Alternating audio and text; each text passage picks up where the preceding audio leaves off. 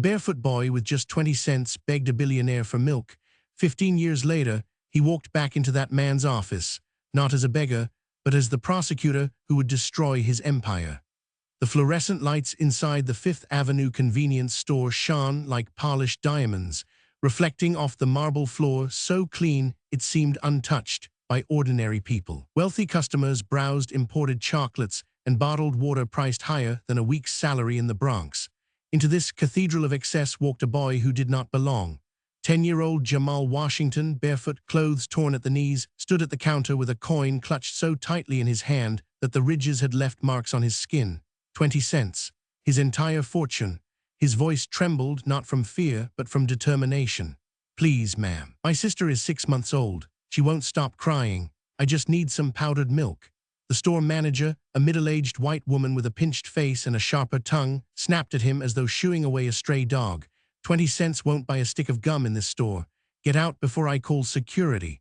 Her words echoed across the aisles, drawing the eyes of the customers, some amused, some disapproving, most indifferent. Jamal did not move. His small feet looked pitiful against the gleaming marble, but his eyes, dark and unblinking, held firm. "Please, just this once. I swear I'll pay you back when I grow up. My grandmother always told me that there's someone out there with a good heart. Can you be that person today?" The doorbell chimed, and the air shifted. Theodore Blackstone entered the store, a man who could buy the entire block with the pocket change in his $3,000 suit. Billionaire real estate mogul, master of boardrooms and skyscrapers, his presence made the room tense. Customers straightened their shoulders, employees stood a little taller. Jamal's eyes lit up with desperate hope. "So please," he held out his 20 cents as if it were a treasure. "I'll pay you back when I grow up." Theodore stopped, adjusted his cufflinks, and looked down at the boy as one might regard a stain on fine silk. "Do you know who I am, boy? I build empires. I don't give handouts to beggars." "I'm not a beggar," Jamal answered softly, the words cutting through the air like glass. "My father died in Afghanistan. My mother works 3 jobs. I just want my baby sister to stop crying." For a moment silence hung heavy, then Theodore let out a cruel laugh that echoed against the glass shelves. "How touching. A dead soldier, a collapsed mother, a crying baby. What a story. You should sell it to the tabloids." His gaze sharpened, his tone turning into a blade. "Kneel, right here, right now. Kneel before me in front of everyone, and I might consider giving you this." He pulled out a crisp $100 bill and dangled it between 2 manicured fingers. The crowd inhaled sharply, the tension snapping like a wire stretched too thin. Even the security guard shifted uncomfortably, his massive frame uneasy with the theater of cruelty. Jamal's eyes flicked to the bill, then to the faces staring at him, then back to the memory of his father, a man who had carried the American flag into battle. The room seemed to hold its breath. Seconds passed like hours. Theodore smirked, certain he had broken the child's spirit. "See, everyone has a price." That was when Jamal stepped back. His voice did not tremble. "My father didn't die so his son could kneel before men like you." The words hit harder than any blow. Theodore's face darkened instantly, the arrogance cracking just for a heartbeat. Customers murmured. Some raised their phones, the glow of recording screens breaking through the polished silence. Theodore leaned closer, his icy blue eyes narrowing. "What did you just say?" "You heard me." Jamal slipped the 20 cents into his pocket, his small frame upright, unshaken. "My father taught me a man is measured by character, not by his bank account.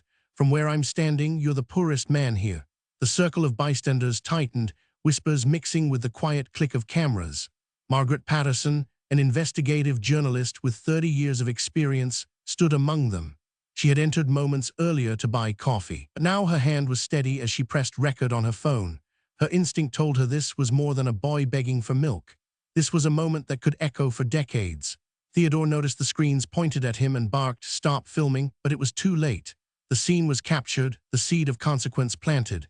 Jamal didn't lower his head. He didn't run. He had already chosen dignity over desperation, and in that instant the balance of power in the room shifted. A billionaire with money in his hand looked smaller than a barefoot boy with 20 cents in his pocket and a promise burning on his lips. The Bronx apartment was a world away from the marble floors of Fifth Avenue. The light inside flickered weakly, casting a pale yellow glow over peeling wallpaper and a sofa worn thin by years of exhaustion. Jamal pushed open the door with his small hand, the hinges groaning, and was greeted not by warmth, but by the sharp, piercing cry of his baby sister. Diamond's wails filled the cramped space, echoing off the walls like a siren of hunger. On the couch, his mother Kesha had collapsed, still wearing her hospital scrubs, her shoes unlaced, her arms dangling lifelessly at her side. Her chest rose and fell with shallow breaths, her body surrendering to the weight of 3 jobs and a world that demanded too much from one woman. Jamal froze for a moment, the 20 cents still in his pocket, like a useless reminder of his failure. He hurried to Diamond's side, rocking the infant awkwardly, whispering promises he was too young to keep. "It's okay, baby girl. I'll find something for you." His eyes darted around the kitchen. Empty shelves, a single jar with nothing but crumbs. The refrigerator hummed hollow, cold air where food should have been. Tears threatened, but Jamal blinked them back. He had already learned that in this world, tears didn't fill bottles or silence hunger. The sound of the door startled him. Margaret Patterson stepped inside, clutching a small bag. She had followed him home after what she had witnessed, instincts telling her this story wasn't finished. Her eyes widened at the sight, the child desperately cradling his sister, the unconscious mother, the empty kitchen. Without hesitation, she pulled out a carton of milk and a can of powdered formula. "Here," she said gently, setting them down on the counter. Jamal's head snapped up, suspicion warring with gratitude. He had been taught not to trust strangers. But there was no cruelty in Margaret's voice, only urgency. She mixed the formula with practiced hands, guiding Jamal as Diamond's cries softened into gulps of relief. The silence that followed was heavier than the cries had been. For the first time that day, Jamal exhaled. "Thank you," he whispered, his voice too small for the weight of his gratitude. Margaret crouched to his level, studying his face. "Kid, what's your name?" "Jamal Washington." He answered with a dignity that felt larger than his years. Margaret glanced at Kesha, still unconscious but breathing steadily. She placed a $50 bill on the table. "This is for food for the week. But more importantly," she added, her voice steady and deliberate, "never forget what you saw today. Never forget that man's name. Theodore Blackstone. The world needs people who remember." Jamal's hands trembled as he picked up the bill, not because of the money, but because someone had finally said aloud what he had been thinking. That name, that moment, that humiliation, it would not be erased. He looked at his sister, now quiet in his arms, and at his mother, a soldier of survival who had fallen only because she gave everything. Slowly, he reached for the school notebook in his backpack, its cover frayed, pages lined and empty. He opened it on the table, the weak yellow light illuminating the first blank page. With a stub of pencil, he pressed down hard enough to nearly tear the paper. At the top, in uneven letters, he wrote, "Project Justice." His jaw clenched as he wrote more small sentences at first. Promises that were half dream, half plan. He didn't know how yet, but one day he would. One day Theodore Blackstone would remember the boy he marked for 20 cents. One day he would pay. Margaret watched quietly, recognizing something extraordinary. She had interviewed senators, exposed corporate giants, toppled corrupt officials. Yet in this dim apartment, watching a 10-year-old scribble furiously under the weight of hunger and humiliation, she saw the spark of something she had never seen before, determination unshaken by poverty, anger sharpened into resolve, the seed of justice planted in soil no one believed could grow. Jamal shut the notebook and slid it under his thin mattress, his eyes steady and dry. He whispered so softly that only Diamond could hear. "One day, sis, one day he'll remember us. And when he does, the world will remember him for all the wrong reasons." The Bronx Public Library smelled of dust, old wood, and ink. For most kids, it was a place of silence and boredom, but for Jamal Washington, it was the battlefield where he sharpened his mind. At 15, his frame was still thin, his clothes second-hand, but the table in front of him was stacked with books that looked like weapons.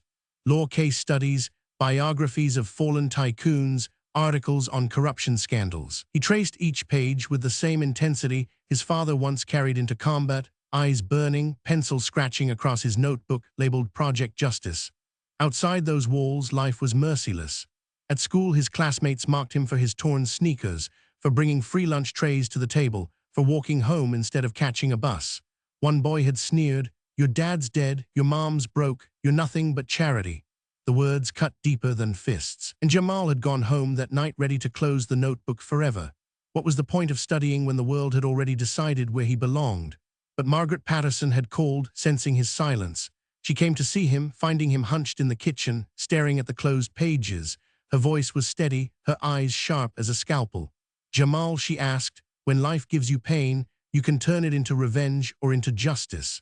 Which one do you think lasts longer?" Jamal said nothing, but the words lodged themselves deep, refusing to leave. Revenge burns quick, justice burns slow. The next day he was back at the library, more relentless than ever. Meanwhile, across the city, Theodore Blackstone raised his glass of vintage champagne at a chandelier-lit dinner. He laughed as he recounted to fellow billionaires the story of a ragged boy who dared to beg him for milk. "You should have seen his face," Theodore boomed, "when I held out $100 bill and told him to kneel." The table erupted in laughter, the sound echoing like knives against crystal. To them it was entertainment, a harmless anecdote. But to Jamal, in the quiet of the library, it was fuel. Every arrogant word from Theodore, every retelling of that night, was carefully logged in Margaret's files and cross-referenced in Jamal's notebook. He read about moguls who thought they were untouchable until a single scandal toppled their empires. He studied how patterns of greed repeated themselves.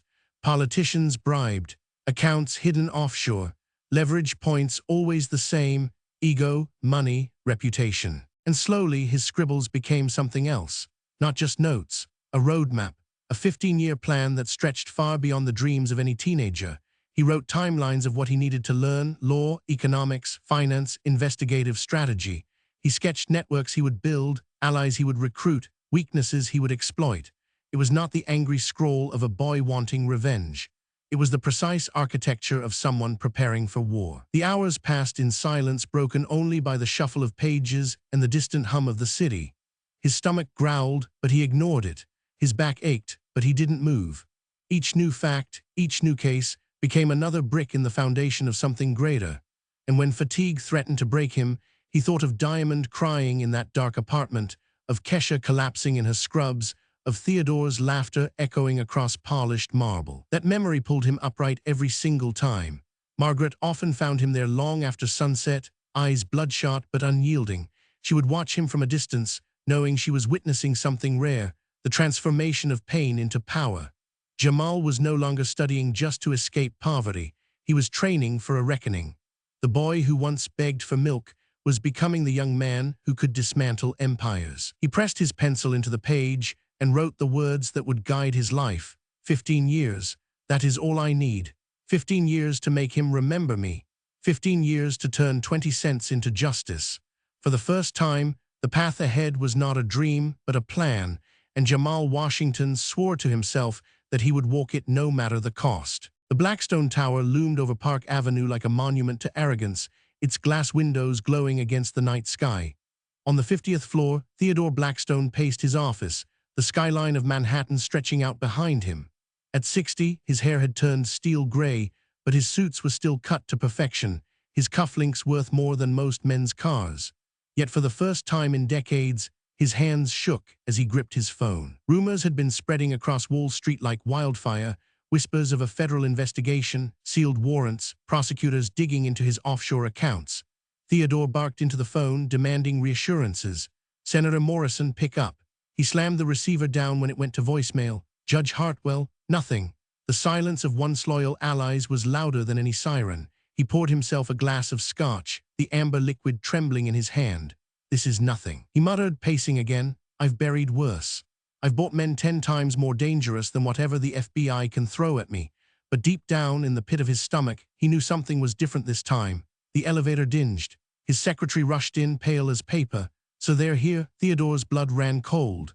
The glass doors burst open and a wave of black-suited federal agents surged inside, their voices sharp, their badges flashing.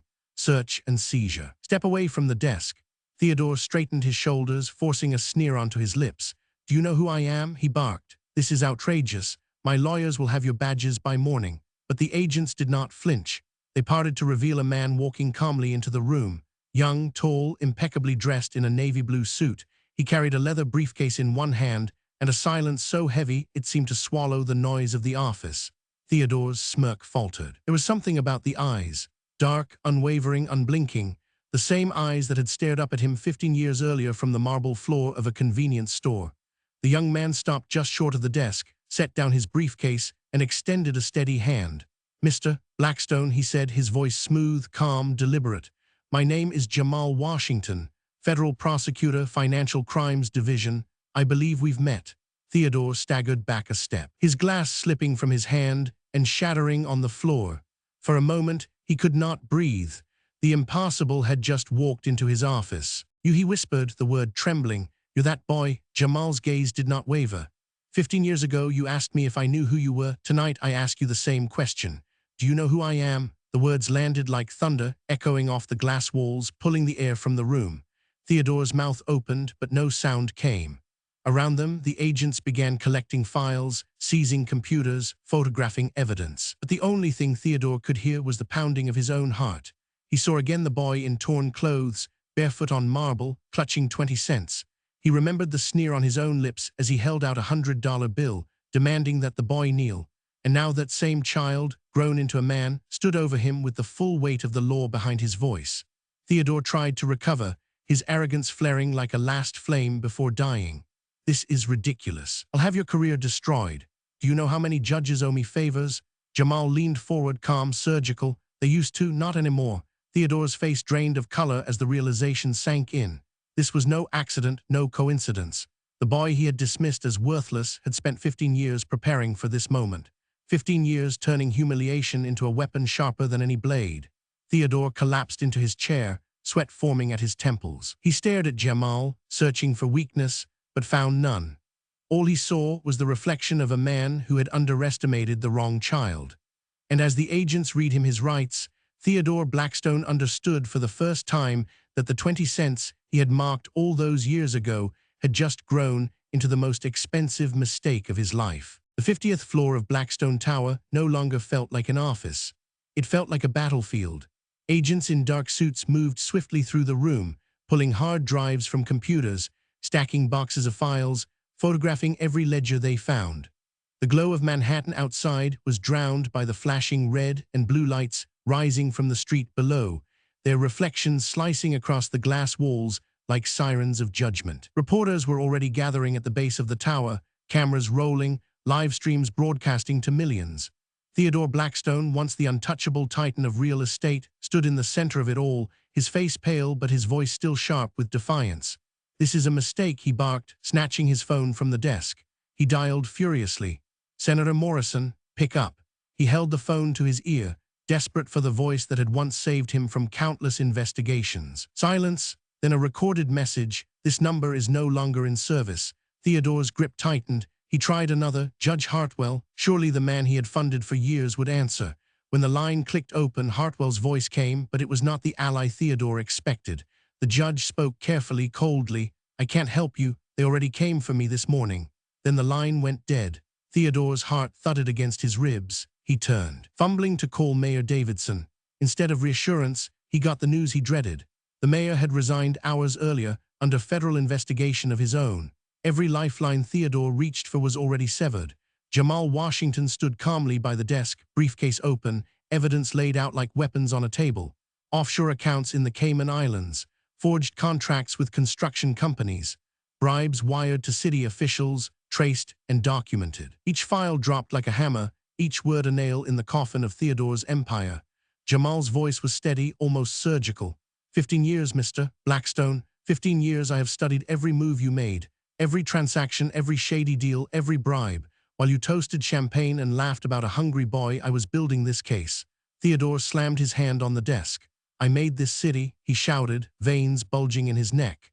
"Without me, half of Manhattan would still be a slum, and this is how I'm repaid." He turned to the agents. "You can't do this. I'll have your careers ended in a week. Do you know who I am?" But the agents did not even blink. Their hands kept moving, their files kept filling. They knew exactly who he was, and that was why they were here. Theodore tried one last desperate call, this time to his investors. The line connected, and he managed a single plea: "Pull out, save what you can." Within minutes, his phone buzzed with alerts. Blackstone Corporation's stock down 10%, then 20, then 40, millions erased in seconds. His empire bleeding out in real time on every financial screen in New York. He staggered back, clutching the edge of the desk for balance, his voice cracking as he muttered, "It's not possible." Jamal stepped closer, his gaze unflinching. "The most expensive mistake a man can make, Mr. Blackstone, is underestimating someone because of where they come from. You laughed at 20 cents. Now the world laughs at billions lost." Outside, the reporters erupted as news broke of federal charges. Live streams captured every detail, and hashtags trended across social media, turning Theodore's name into a symbol of downfall. The very crowd that once applauded him now cursed his legacy. In that moment, the balance of power flipped forever. Jamal did not raise his voice. He didn't need to. Every piece of evidence, every broken alliance, every vanished fortune spoke louder than he ever could. Theodore fell into his leather chair, the man who once ruled from skyscrapers now shaking like a leaf in a storm. He tried one last time to summon his arrogance, pointing a trembling finger at Jamal. This isn't justice. This is personal. Jamal closed the file in front of him with a final snap. No, Mr. Blackstone, this isn't personal. This is for every family you threw out of their homes, for every child you left without a school, for every worker you robbed of dignity. Tonight, you answer to them. Theodore's voice broke as he whispered, you were just a kid, just a boy begging for milk. Jamal leaned in, his voice a low promise, and tonight I'm the man who makes you pay for underestimating me. The agents moved in with handcuffs. Outside the windows, the city carried on, unaware of the quiet shattering of an empire 50 floors above. But inside, every crack of a box being sealed, every shudder of a camera, was another nail in the coffin of Theodore Blackstone's reign. The empire that once seemed eternal had fallen in a single night, and all it took was the memory of a barefoot boy and the promise of 20 cents. 3 years later, the building that once bore the name Blackstone Tower stood transformed. The gold letters above its glass entrance now read Jamal Washington Social Justice Center, and instead of housing boardrooms where profits were schemed, the halls rang with the voices of families receiving free legal aid, children attending after-school programs, and volunteers working late into the night. The 50th floor, once Theodore Blackstone's kingdom of arrogance, had been stripped of its leather chairs and polished whiskey carts. Now it held rows of desks covered in case files, each folder representing a family once crushed by corporate greed, now fighting back with the law on their side. Jamal Washington, at 28, walked the halls of the center he had built from nothing more than 20 cents and a promise. The CNN crew followed him closely, their cameras capturing every step. He had just returned from Washington after testifying in front of Congress on financial corruption, and tonight he would speak live to millions. The anchor introduced him with reverence, calling him a national leader in the fight for justice. Jamal sat in front of the lights, his navy suit crisp, his words calm yet cutting.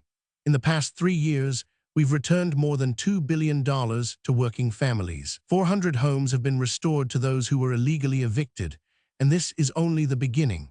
Across the city, in a dim prison cell, Theodore Blackstone sat hunched on a cot, his hair now completely white, his face hollowed by time and despair. The cell was no larger than a walk-in closet, the walls cracked, the ceiling peeling. A small television flickered in the corner, broadcasting the very interview he could not escape. Theodore stared, his eyes sunken. Watching the young man he once mocked rise to heights he had never imagined.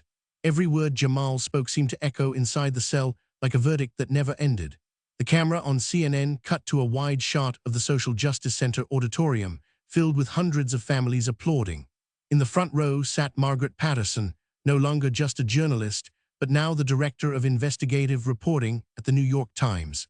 She had become Jamal's closest ally, documenting not just the fall of Blackstone, but the rise of a movement. Beside her, Kesha sat proudly, no longer working 3 jobs, but now the head of nursing at the largest public hospital in the Bronx, her degree completed with the help of Jamal's foundation. And next to her, Diamond, no longer the crying baby in a dark apartment, but a bright young student in a blazer, clutching a certificate from her prep school.